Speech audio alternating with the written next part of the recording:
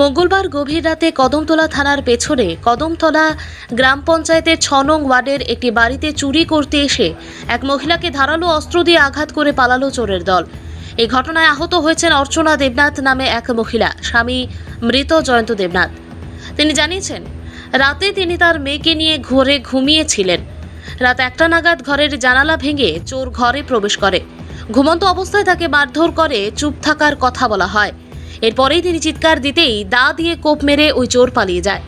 এরপর তিনি ফোন করে এই বিষয়ে জানান আত্মীয় স্বজনকে। তারা এসে তাকে প্রথমে কদমতলা হাসপাতালে নিয়ে যায় এবং পরে ধর্মনগর জেলা হাসপাতাল। তিনি বলেন, একজন লোক মুখ বাঁধা অবস্থায় ঘরে ঢুকেই কাণ্ড ঘটিয়েছে। তার ঘর থেকে একটি মোবাইল ও একটি ব্যাগ চুরি করে নিয়ে যায়।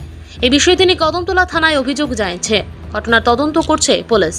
ভানুচন্দ্রের রিপোর্ট, আসাম প্রাইম নেটওয়ার্ক। আমার নাম অর্চনা দেবনাথ। আমি কদমতলাতে থাকি। আমার বাড়িও কদমতলা। রাত্র 1:15 বা 1টা নাগাদ হইব আইসি। আমি তো ঘুমিয়ে গেছিলাম। মোবাইল আসলো আমার সামনেও, আমি একটা টেবিলের মধ্যে। এরপরে আমরা জানলা ভাঙ্গিয়া ঘরে ঢুকছে, আমি তো দেখছি না। পরে দিকে হঠাৎ করে আমার মাথার মধ্যে হাতে উঠে মারতেছে। মারার পরে আমি চিৎকার দিছি, একটু চিৎকার দেওয়ার পরে চুপ থাক চুপ থাক করিয়া পরে আমার মেয়ে আসলো। মেয়ে কইতেছে, মা চুপ থাকো চুপ থাকো। তারপরে তো মেয়েও উঠছে, উঠিয়া তাই আমি দইটা রাখছি। ধরার পরে আরও কত কি আমার মারছে।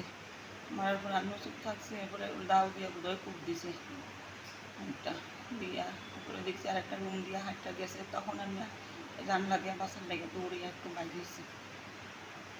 বিয়ে করে তো পরে কল করছে আমার বাড়ির সঙ্গে, আমার দেওর আছে, ননদ আছে, শাশুড়ি আছে। তারা তো আমরা থানাতে হসপিটাল আনছি, ফায়ার সার্ভিস ওই এখানে তো দিছে। এরপরে আমরা ধর্মনগর রেফার করছি। কে বা কারা এরকম করেছে সেটা কি আপনি জানেন? না, তো কইতে পারি না। আমরা দেখছি শুধু লোকটা যে মুখ বান্ধা আসলো। তো কিসের জন্য এসেছে? কোনো ডাকাতি কাণ্ড বা চুরি কাণ্ড এরকম কোনো চুরি কিছু? কাণ্ড যে হতে পারে, কিন্তু কইতে তো পারি না চুরি কাণ্ড নাকি ডাকাতির লাগে। আমার তো এরকম কিছু বুঝছিও না, কিছু কে লেগে আইসে কইতে কোনো পারি কিছু না। ঘরের কোনো কিছু নিয়েছে? নিয়েছে, আমার মোবাইল নিয়েছে, আর একটু বোধহয় একটা ব্যাগ আসলো, ব্যাগেরটা নিচে। আর তো দেখছি না এখন পর্যন্ত। আমি তো ঘরে আর গেছি না, আমরা তো ঘর যাই ঘরে।